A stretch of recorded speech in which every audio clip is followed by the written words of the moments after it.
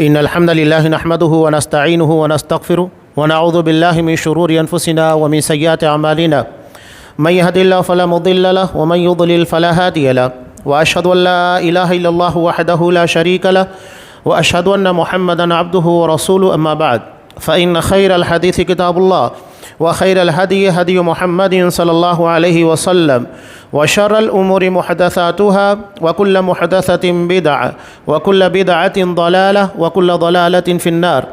أعوذ بالله السميع العليم من الشيطان الرجيم. بسم الله الرحمن الرحيم. يا أيها الذين آمنوا اتقوا الله حق تقاته ولا تموتن إلا وأنتم مسلمون. يا أيها الناس اتقوا ربكم الذي خلقكم من نفس واحدة وخلق منها زوجها وبث منهما رجالا كثيرا ونساء واتقوا الله الذي تساءلون به والأرحام إن الله كان عليكم رقيبا. يا أيها الذين آمنوا اتقوا الله وقولوا قولا سديدا يصلح لكم أعمالكم ويغفر لكم ذنوبكم ومن يطع الله ورسوله فقد فاز فوزا عظيما.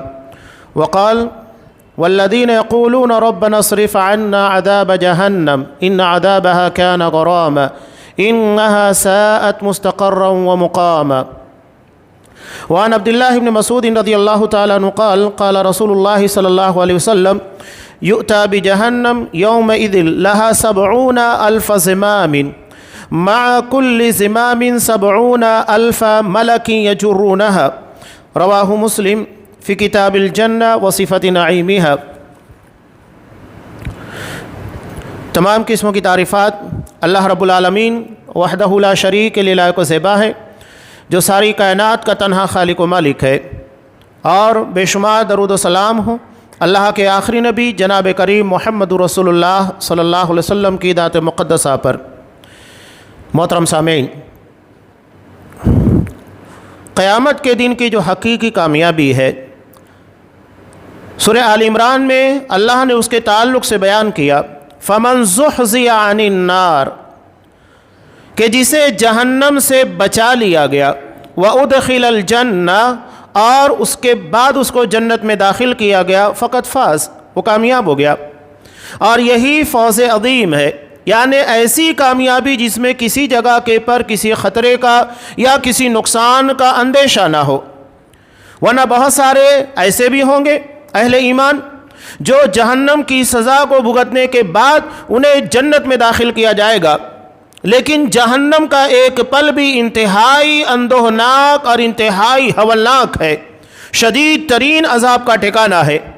اسی لیے اللہ تبارک و تعالیٰ نے جب عباد الرحمن کا تذکرہ کیا سورہ فرقان کے اخیر میں، تو وہاں عباد الرحمن کی صفت کے اندر یہ بھی بیان کیا کہ اللہ کے نیک بندے کون ہیں جنہیں رحمان کی طرف منسوب کیا گیا. یہ اللہ سے دعا مانگتے ہیں ربنا اصرف عنا عذاب جہنم، پروردگار ہم سے جہنم کے عذاب کو پھیر دے.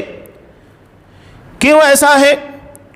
ان عذابها کان غراما، اس لیے کہ اس کا عذاب چمٹ جانے والا ہے، کوئی کتنا بھی بھاگے اس عذاب سے بچ نہیں سکتا. دنیا میں اگر کسی کو آگ چھو لے یا کسی آگ کے لپیٹ میں آ جائے، وہ بھاگ جائے گا تو بچ جاتا ہے، آگ سے نکل سکتا ہے. لیکن جہنم کا عذاب ایسا نہیں ہوگا کہ آپ اس سے راہ فرار اختیار کرنا چاہیں تو بچ جائیں، نہیں بچ سکتے، وہ چمٹا ہوا ہوگا. انہا سات مستقر و مقامہ، یہ جہنم انتہائی برا ٹھکانہ ہے اور انتہائی برا مقام ہے. کیوں؟ قرآن مجید نے خاص طور سے دنیا کے اندر انسان کی دو بڑی ضرورتیں، کھانا اور پینا، ان دونوں کے تعلق سے اللہ نے بیان کیا. کھانے کے تعلق سے اللہ نے اہل جہنم کے بارے میں بیان کیا سورہ دخان میں ان شجرۃ الزقوم طعام الاثیم کالمہل یغلی فی البطون کغلی الحمیم، کہ جہنمیوں کے لیے کھانا کون سا دیا جائے گا؟ توہڑ کا درخت ہوگا، کانٹوں سے بھرا ہوا، جسے انہیں کھانا ہوگا، نگلنا چاہیں گے نگل نہیں سکتے، لیکن بھوک اتنی شدت کی لگی ہوگی کہ اس کے بغیر چارہ کار نہیں ہوگا. اور یہ کہاں پیدا ہوگا؟ شجرۃ الزقوم. قرآن مجید نے اس کے گھناؤنے پن کے بارے میں کہ انسان صرف اس کو دیکھ لے تو روح کانپ جائے. سورہ صافات میں اللہ نے بیان کیا کہ طلعها کأنہ رؤوس الشیاطین، اس کا اوپری حصہ ایسا ہے گویا کہ شیطان کا سر، اتنا برا، اتنا بھیانک کہ انسان دیکھ لے تو اس کی روح تھرا جائے، کانپ جائے۔ پینے کے لیے کیا دیا جائے گا؟ قرآن مجید نے کئی الگ مقامات کے پر بیان کیا ہے۔ سورہ محمد میں اللہ نے بیان کیا وَسُقُوا مَاءً حَمِيمًا، اتنا گرم پانی دیا جائے گا پینے کے لیے کہ فَقَطَّعَ أَمْعَاءَهُمْ، جیسے ہی پیئیں گے ان کی آنتڑیوں کو ٹکڑے ٹکڑے کر دے گا، اتنا شدید اور اتنا کھولتا ہوا پانی ہوگا۔ دوسری جگہ سورہ ابراہیم میں اللہ تبارک و تعالیٰ نے بیان کیا کہ ان لوگوں کو کیسا پانی دیا جائے گا پینے کے بعد؟ وَيُسْقَى مِن مَّاءٍ صَدِيدٍ، مائع صدید دیا جائے گا۔ یہ صدید کیا ہے؟ اس کی تفسیر کے اندر امام احمد رحمۃ اللہ علیہ نے مسند احمد کے اندر ایک روایت کو نقل کیا۔ آپ صلی اللہ علیہ وسلم اس کی تفسیر بیان کرتے ہوئے کہتے ہیں عصارۃ اہل النار، یہ جہنمیوں کو سزا دینے کے بعد ان کے زخموں سے نکلنے والا پیپ مواد، وہ ساری غلاظتیں، گندگیاں جو جہنم کی تہ میں جمع ہوگی، یہی پینے کے لیے دی جائے گی۔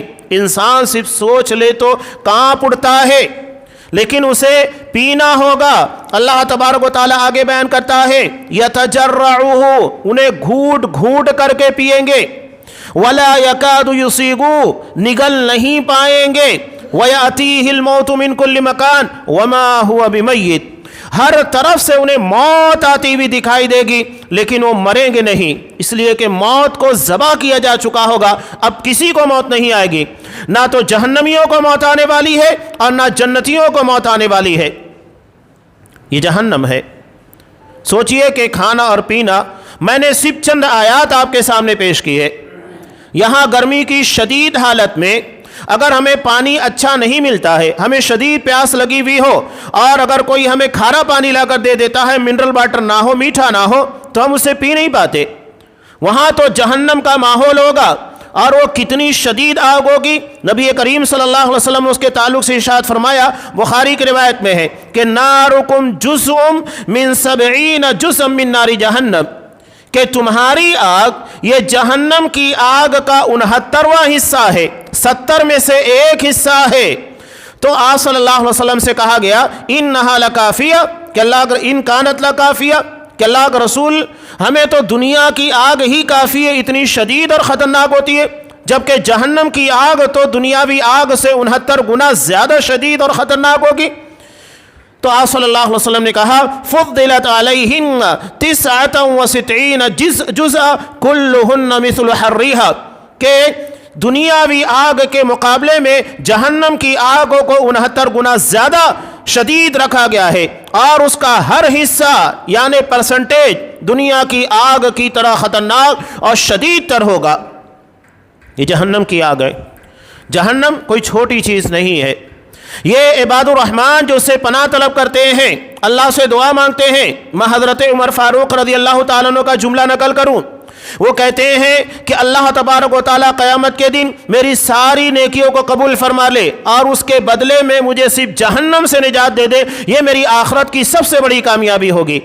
اس کا مطلب یہ ہے کہ وہ اس بات سے واقف تھے کہ جہنم کا عذاب کتنا خطرناک، کتنا سنگین ہے، اور ہمیں اس سے بچنے کے لیے کیا کچھ نہیں کرنا چاہیے۔ آپ صلی اللہ علیہ وسلم اصحاب کرام کے سامنے جیسے ہی جہنم کا تذکرہ کرتے، آپ اپنے اختلافات ساری چیزوں کو چھوڑ دیتے۔ بخاری کی، مسند احمد وغیرہ کی مشہور روایت ہے کہ 2 صحابہ زمین کا جھگڑا اختلاف لے کر آئے۔ آپ صلی اللہ علیہ وسلم نے ان لوگوں کو کہا کہ دیکھو، ہو سکتا ہے کہ تم میں کا کوئی شخص چرب زبان ہو، اپنی بات اچھے طریقے سے رکھنا جانتا ہو، اور اس انداز میں اپنی بات کو رکھے کہ فیصلہ اس کے حق میں کر دوں جبکہ اس کے حق میں فیصلہ نہیں ہونا چاہیے۔ اگر کوئی اس طرح میرے سامنے چرب و زبانی کر کے اور اپنی زبان کا اچھا استعمال کر کے حق کو ناحق اور ناحق کو حق بتا کر فیصلہ منواتا ہے، تو اصل میں جہنم کی آگ کا ایک ٹکڑا ہے جو وہ لے کر جا رہا ہے۔ دونوں صحابہ نے جیسے ہی سنا کہا کہ اللہ کا رسول، وہ زمین ہماری نہیں ہے، ہمیں نہیں چاہیے کہ وہ زمین جو ہمیں جہنم کی آگ میں لے جانے کا ذریعہ بنے۔ اصحاب کرام اتنا ڈرا کرتے تھے۔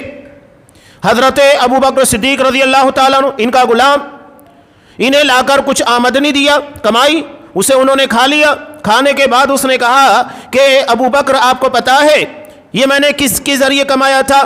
میں جاہلیت میں ایک شخص کو نجومی کے تعلق سے علم نجوم کے بارے میں کچھ پیشن گوئی کی تھی، اس کے وجہ سے اس نے مجھے لا کر دیا تھا اور وہ میں نے آپ کو دی۔ حضرت ابو بکر صدیق نے فوراً اپنے منہ میں انگلی ڈالی اور وہ ساری کی ساری چیز قے کر دی، اومیٹ کر دی، باہر نکال دی کہ وہ چیز ہمارے جسم کا حصہ بنے جو ہمیں جہنم میں لے جائے۔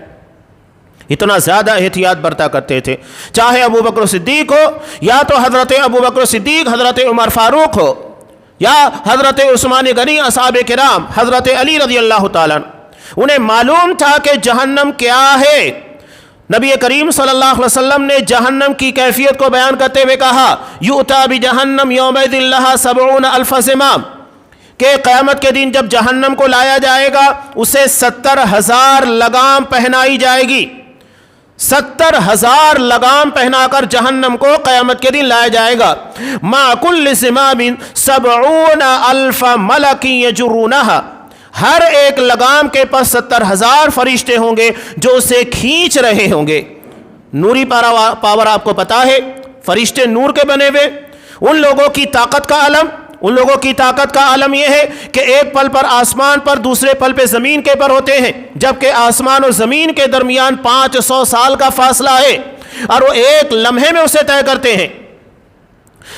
حضرت جبرائیل علیہ السلام، اللہ نے قوم صدوم، حضرت لوط علیہ السلام کی بستی جنہوں نے اللہ کے قانون کو بدل دیا تھا، عورتوں کے بجائے مردوں سے اپنی خواہشات کی تکمیل کیا کرتے تھے، بہت انہیں منع کیا گیا، سمجھایا گیا، نہیں مانے۔ آخر کار جب مدت ختم ہو گئی اللہ کا عذاب آیا۔ کیا ہوا؟ حضرت جبرائیل علیہ السلام نے لاکھوں کی بستی کو اپنے پورے پر اٹھا لیا۔ یہ نوری پاور ہے۔ لاکھوں کی بستی تھی قوم صدوم، پوری بستی کو اپنے پر کے پر اٹھا لیا اور اتنا اوپر لے کر گئے کہ آسمان کے فرشتوں نے اس بستی کے کتوں کی آواز کو سنا اور اس کے بعد اسے لا کر پلٹ دیا۔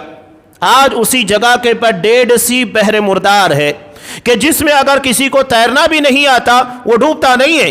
حالانکہ وہ پکنک منانے کی جگہ نہیں ہے، وہ عذاب کی جگہ ہے۔ اس جگہ پر جا کر انجوائے نہیں کرنا چاہیے بلکہ اللہ کے عذاب کو دیکھنا چاہیے کہ اللہ نے قوم کے پر کس طرح کا سنگین عذاب نازل کیا۔ یہ نوری پاور ہے۔ اور ایک لگام کے پر 70,000 فرشتے ہوں گے۔ سوچئے کہ جہنم کا عالم کیا ہوگا۔ اب 70 کو 70 سے ضرب دیں گے کتنا ہوتا ہے؟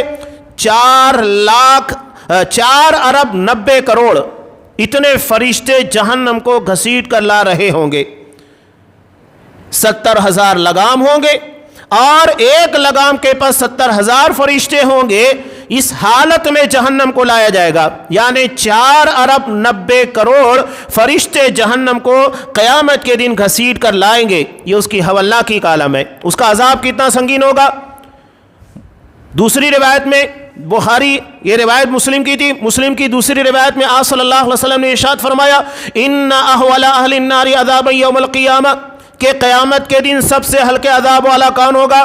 لرجل توضع فی اخمص قدمیہ جمرتان یغلی منہما دماغہ، کہ ایک شخص ہوگا جس کے پیر کے نچلے حصے میں، اخمص کہتے ہیں پیر کا وہ حصہ جو چلتے وقت تو زمین کے پر نہیں ٹکتا ہے اور یہ بہت نازک ہوتا ہے، ذرا سی اس کے اندر اگر پتھر چھپ جائے، کوئی چیز آ جائے تکلیف ہوتی ہے۔ اس کے مقابلے میں پیر کا وہ حصہ جو چلتے وقت تو زمین کے پر ٹکتا ہے وہ چلنے کی وجہ سے مضبوط ہو جاتا ہے۔ تو بیچ کا حصہ جس میں جو زمین کے پر ٹکتا نہیں ہے اسے اخمص کہتے ہیں۔ اس جگہ کے پر آگ کے 2 انگارے رکھے جائیں گے جس کی وجہ سے اس کا دماغ ہانڈی کی طرح کھولے گا اور وہ یہ سمجھ رہا ہوگا کہ آج مجھے سب سے شدید عذاب دیا جا رہا ہے، حالانکہ وہ جہنم کا سب سے ہلکا عذاب ہوگا۔ اور دوسری روایت میں ہے کہ وہ نبی کریم صلی اللہ علیہ وسلم کے چچا ابو طالب ہوں گے۔ یہ جہنم کی کیفیت میں نے آپ کے سامنے اختصار کے ساتھ کیوں رکھی؟ تاکہ سمجھ میں آ جائے کہ اس عذاب سے بچنے کی ہمیں فکر کرنا ہے۔ ٹھیک ہے، اللہ نے عذاب جہنم کے بارے میں تذکرہ کر دیا، قرآن مجید کی بہت ساری آیات، نبی کریم صلی اللہ علیہ وسلم کی احادیث، یہ ڈرانے کے لیے، خبردار کرنے کے لیے، تاکہ ہم اپنے آپ کو ایسے گناہوں کے اندر ملوث نہ کریں جو عذاب جہنم کا سبب بن سکتے ہیں۔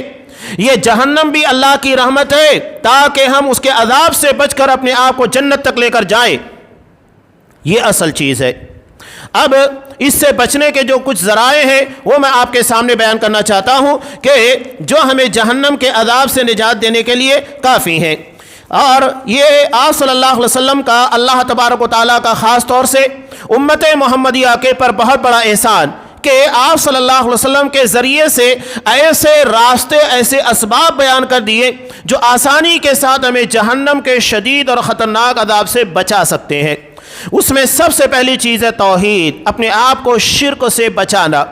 اس لیے کہ اللہ نے شرک کے بارے میں صاف کہہ دیا، ان اللہ لا یغفر ان یشرک بہ، اللہ شرک کو قطعاً معاف نہیں کرے گا. اب یہ ہماری ذمہ داری ہے کہ جب اللہ نے شرک کے بارے میں اتنا سخت پیغام، اتنا سخت حکم دیا ہے تو ہم شرک سے اپنے آپ کو بچانے کی کوشش کریں، شرک کے بارے میں علم حاصل کریں. کیا چیزیں شرک ہیں، ہمیں کن گناہوں سے بچنا چاہیے، کون سے گناہ شرک کے دائرے میں آتے ہیں، اس لیے کہ اس کی کوئی معافی اللہ کے یہاں پر نہیں ہے.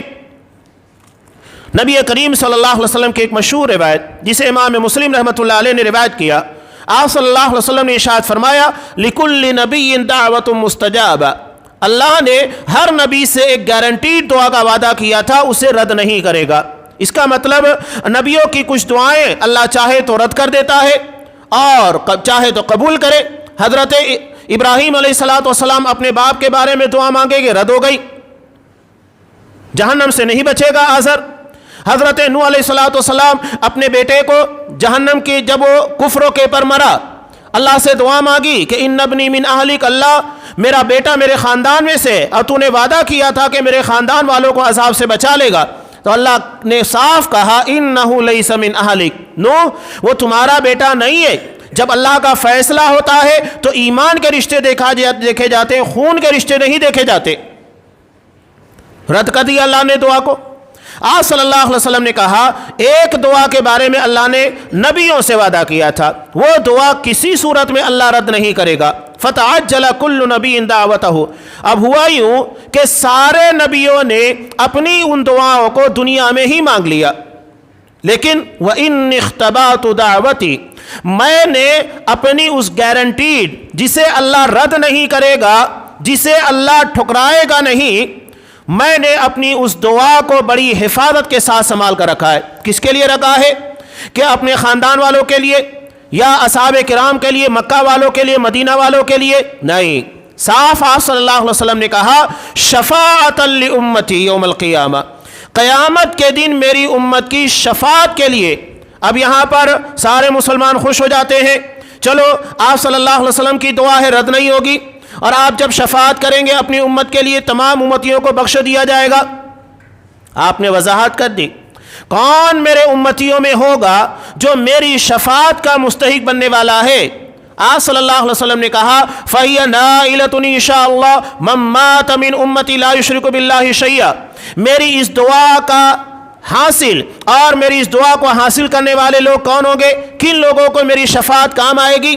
جن کی موت شرکوں کے پر نہیں آئی ہے. اگر شرکوں کے پر موت آئی ہے تو پھر کوئی فائدہ نہیں. آپ اپنے چچا ابو طالب کو نہیں بچا پائیں گے تو پھر دیگر لوگوں کی بات ہی ختم ہو جاتی ہے. جب آپ اپنے چچا کو نہیں بچا سکتے شرکوں کی بنیاد کے پر، تو دیگر مسلمان جو کلمہ پڑھنے کے بعد شرک کرتے ہیں ان لوگوں کی کیا مجال کہ وہ اس دائرے کے اندر آ سکے. لہذا شرکوں کے بارے میں بہت چوکنا رہنا چاہیے کہ کہیں کسی موقع پر شرکوں سے وابستگی نہ ہو. آج افسوس ہوتا ہے مسلمانوں کو، مسجدوں کو چھوڑ کر مزاروں کو، غیر اللہ کے در کو آباد کیا ہے، اور ان لوگوں کی بدعتی علماء کی، ان جاہل علماء کی تقاریر کو سن لیجئے، نعوذ باللہ، ایسی ایسی باتیں، من گھڑت باتیں کہ کہیں پر اللہ تبارک و تعالیٰ سے زیادہ اہمیت کہیں شیخ عبد القادر جیلانی کو دی جاتی ہے. یہ جو دستگیر کہا جاتا ہے اسی بنیاد کے پر کہ نعوذ باللہ شیخ عبد القادر جیلانی نے اللہ کے ہاتھ کو پکڑ کر بچا لیا تھا ورنہ گر جاتا. استغفر اللہ، نقل کفر و نباشت.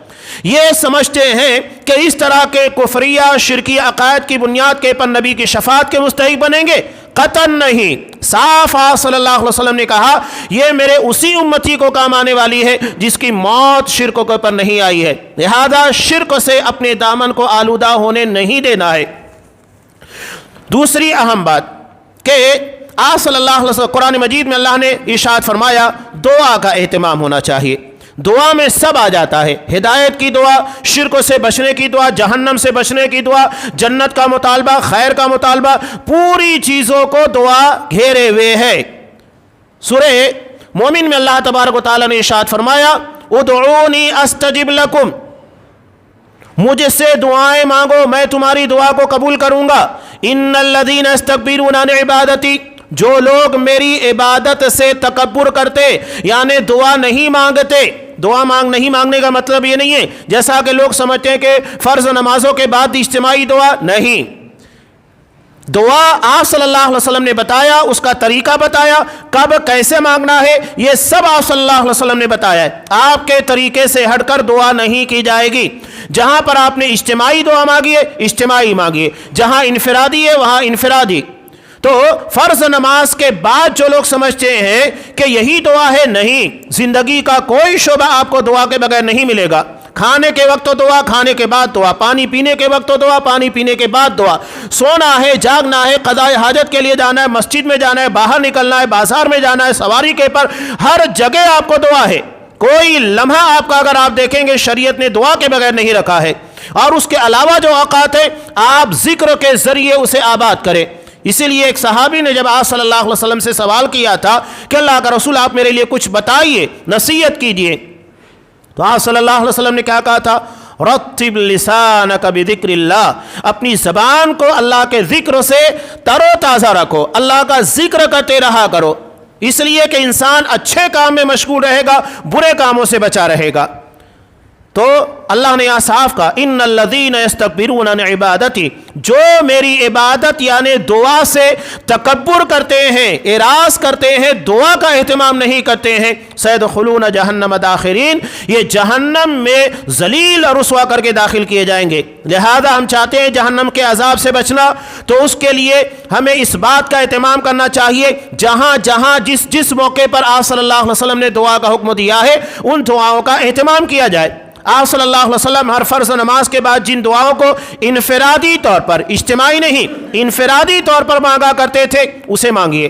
ہمارے لیے بڑا مسئلہ یہ ہے کہ جو چیز آپ سے ثابت نہیں یعنی اجتماعی دعا اس کا اہتمام کرتے ہیں، اور انفرادی طور کے پر جو اذکار نماز کے بعد بتائے گئے ہیں اس کا کوئی اہتمام نہیں کرتا. یعنی ایک بدعت نے ایک سنت کو ختم کر دیا. بہت افسوسناک بات ہے. جو بدعت ہے ہم اسے سنت سمجھے ہوئے ہیں اور سنت کے بارے میں نہ علم ہے بلکہ جہالت کا عالم یہ ہے کہ کوئی اس کا اہتمام تک نہیں کرتا. بہت افسوسناک بات ہے. اس کا اہتمام ہونا چاہیے، اجتماعی نہیں، انفرادی طور پر ہر فرض و نماز کے بعد جو دعائیں آپ صلی اللہ علیہ وسلم نے بتائی مسنون اذکار اس کا اہتمام کیا جائے. سونے کے وقت تو دعا ہے، جو موقع کے پر جن دعاؤں کے بارے میں بیان کیا گیا ہے ان دعاؤں کا اہتمام ہونا چاہیے، بلکہ کوشش کرنا چاہیے کہ اس کے معنی اور مفاہیم کو سمجھے تاکہ دعا میں جو کچھ مانگا جا رہا ہے وہ سمجھ میں آ سکے. علاوہ ازیں صبح شام کے اذکار ہے اس کا بھی اہتمام ہونا چاہیے. آج ہمارے یہاں پر بہت سارے لوگوں کو جن شیاطین کے پرابلم پیش آتے ہیں، شیاطین ان لوگوں کے پر حملہ آور ہوتا ہے، پریشان کرتا ہے، خاص طور سے خواتین. اس کی ایک بڑی وجہ یہ ہے کہ صبح و شام کے اذکار کا اور دن مواقع کے پر دعاؤں کا اہتمام کرنے کا حکم دیا گیا ہے اس کو نہیں کیا جاتا ہے. تو دعا یہ ہمیں جہنم سے بچانے کا ایک بڑا ذریعہ ہے. اس کے بعد آپ صلی اللہ علیہ وسلم نے روزے کے تعلق سے کہا کہ الصوم جنہ، روزہ ڈھال ہے، یہ جہنم کے آگ سے اس کے عذاب سے بچانے کے لیے ڈھال بن جائے گا. تو روزوں کا اہتمام، رمضان المبارک کے علاوہ بھی آپ صلی اللہ علیہ وسلم نے روزے رکھے، ہر پیر کو رکھا کرتے تھے، ہر جمعرات کو نفل و روزے ہیں. علاوہ ازیں عرفہ کا روزہ ہے، ایام 20 ہر مہینے کے 3 دن کے روزے ہیں. یہ آپ صلی اللہ علیہ وسلم ان روزوں کا اہتمام کرتے تھے. عاشورہ کا 2 روزہ ہے، عرفہ کا روزہ ہے، ان روزوں کا بھی اہتمام کیا جائے. علاوہ ازیں آپ صلی اللہ علیہ وسلم نے خاص طور سے فجر اور عصر کی نماز کا اہتمام کرنے والوں کے تعلق سے کہا کہ اللہ انہیں جہنم کی آگ سے دور رکھے گا. تو ہم چاہتے ہیں کہ جہنم کے اس ہولناک اور شدید ترین عذاب سے اپنے آپ کو بچائیں، تو اس کے لیے ہمیں خاص طور سے فجر اور عصر کا اہتمام کرنا چاہیے. فجر اور عصر کا اہتمام کا مطلب یہ نہیں ہے کہ باقی نمازیں نہ پڑھی جائے، یہ خاص طور سے اس لیے کہ لوگوں کے پر زیادہ بھاری ہوتی ہے.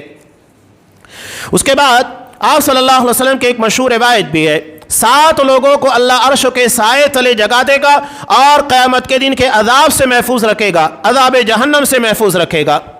یہ 7 لوگ کون ہیں؟ آپ صلی اللہ علیہ وسلم نے ارشاد فرمایا، سب سے پہلا امام عادل، عدل کرنے والا، انصاف کرنے والا، جج کہیے، حاکم کہیے۔ شاب نشأ بعبادت اللہ، وہ نوجوان جس نے اپنی جوانی کو اللہ کی عبادت میں گزارا ہے۔ اور رجلان تحابا فی اللہ اجتمع علیہ وتفرقا علیہ، وہ 2 نوجوان جو اللہ کے لیے ایک دوسرے سے محبت کرتے ہیں، یعنی دینداری کی بنیاد کے پر اسی پر ایک دوسرے سے تعلق رکھتے ہیں اور اسی بنیاد کے پر دوستی کو ختم کرتے ہیں، دشمنی کرتے ہیں، یعنی اللہ کے لیے دوستی اور اللہ کے لیے دشمنی۔ یہ 7 لوگوں کے بارے میں بیان کیا گیا۔ صدقہ کرنے والے کے بارے میں جو اپنے دائیں ہاتھ سے اس طرح صدقہ کرتا ہے کہ بائیں ہاتھ کو خبر نہیں رکھتی۔ وہ نوجوان جو اپنے آپ کو پاک دامنی کی زندگی گزارتے ہوئے کوئی عورت اگر اسے جو کہ خوبصورت ہو، اچھے خاندان والی ہو، اسے دعوت زنا دیتی ہے، اس کے باوجود بھی وہ کہتا ہے کہ میں اللہ سے ڈرتا ہوں۔ یہ وہ لوگ ہیں۔ آپ صلی اللہ علیہ وسلم نے بیان کیا، رجل قلبہ معلق فی المساجد، ایسا شخص جس کا دل مسجد میں اٹکا ہوا ہوتا ہے، یعنی ایک نماز پڑھتا ہے، دوسری نماز کا اہتمام کرتا ہے، اس کا انتظار کرتا ہے، اللہ کے گھر سے، اللہ کی مسجدوں سے اپنے آپ کو جوڑ کر رکھتا ہے۔ یہ وہ لوگ ہوں گے جو عذاب جہنم سے انشاءاللہ بچنے والے ہوں گے۔ آپ صلی اللہ علیہ وسلم نے بیٹیوں کی پرورش کرنے والے، آپ نے کہا کہ اگر اللہ نے کسی کو 2 بیٹیاں بھی عطا کی، وہ اس کی بہترین تربیت کرتا ہے، اس کے اخلاق کو، اس کے علم کو سنوارتا ہے اور بہترین جگہ ان کا نکاح کرتا ہے، تو یہ اس کے لیے جہنم سے بچنے کا ذریعہ بن جائے گی۔ علامہ بخاری کی روایت ہے، اللہ اپنے بندوں کو بخشنے کے بہانے ڈھونڈتا ہے۔ آپ صلی اللہ علیہ وسلم نے کہا، میں نے ایک شخص کو دیکھا کہ وہ جنت میں ٹہل رہا ہے، اللہ نے اس کو جنت میں جگہ دی، کس بنیاد کے پر؟ کہ وہ راستے میں ایک ٹہنی کو دیکھتا ہے، شاخ کو، جو آنے جانے والے لوگوں کو تکلیف دے رہی تھی، تو اسے اس نے توڑ دیا کہ آنے جانے والے لوگوں کو تکلیف نہ ہو۔ یہاں پر خود آپ غور کیجئے، راستے میں تکلیف دہ چیز کو ہٹا دینا، الاماطۃ الاذی عن الطریق، راستے سے تکلیف دہ چیز کو ہٹا دینا، یہ ایمان کا ایک حصہ ہے۔ جبکہ ہم اگر راستے میں دوسروں کو تکلیف دے رہے ہیں تو سوچئے کہ جہنم سے بچانے نہیں بلکہ ہم کو جہنم میں لے جانے کا ذریعہ بن سکتا ہے۔ اسلام میں عتی کرمن کا تصور ہی نہیں۔ آپ اپنی زمین، اپنی جگہ کے پر کام کیجئے، دوسروں کی زمین یا آنے جانے والے راستوں کے پر کسی طرح سے آپ عتی کرمن نہیں کر سکتے، تو اسلام میں بہت پہلے بتا دیا گیا ہے۔ علامہ ایک اور روایت جسے امام مسلم نے روایت کیا کہ اللہ نے ایک ویشیہ جو طوائف تھی، اپنی پوری زندگی بدکاری میں گزار رہی تھی، ایک راستے سے گزرتے ہوئے اس نے دیکھا، پانی پینے کے لیے رکی، کنواں تھا، پانی پیا، وہیں پر دیکھا ایک کتا پیاس کی شدت کی وجہ سے اپنی زبان کو باہر نکالے ہوئے تھا۔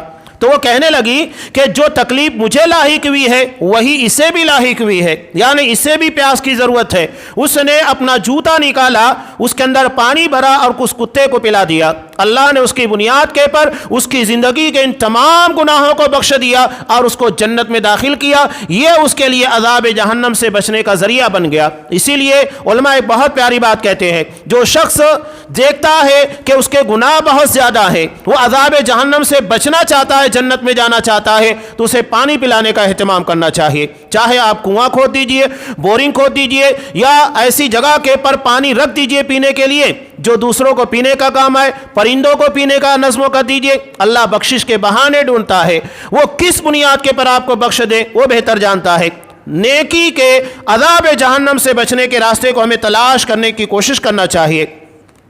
آپ صلی اللہ علیہ وسلم نے بیان کیا مسلمان کی عزت کا دفاع کرنا، ترمذی کی روایت کہ من رد عن عرض اخیہ، جو شخص اپنے مسلمان بھائی کی عزت کا دفاع کرے، یعنی اس کے پر الزام لگایا جائے یا اسے بدنام کرنے کی کوشش کی جائے، ایسے موقع کے پر اس کا دفاع کرتا ہے، سچائی کو بیان کرتا ہے، حقیقت کو بیان کرتا ہے، یا اس انداز سے کہ اس کی غلطی یا اس کا عیب چھپا رہے، یہ اگر کام کرتا ہے رد اللہ عن وجہ النار یوم القیامہ، قیامت کے دن اللہ اس کے چہرے سے، اس کی ذات سے عذاب جہنم کو دور کر دے گا۔ اس کا مطلب الٹ یہ بھی ہے کہ اگر کوئی مسلمان بھائی کی عزت کے پر حملہ کرتا ہے، بدنام کرنے کی کوشش کرتا ہے، تہمتیں لگاتا ہے، تو اسے سمجھ لینا چاہیے کہ وہ عذاب کتنا سنگین ہے۔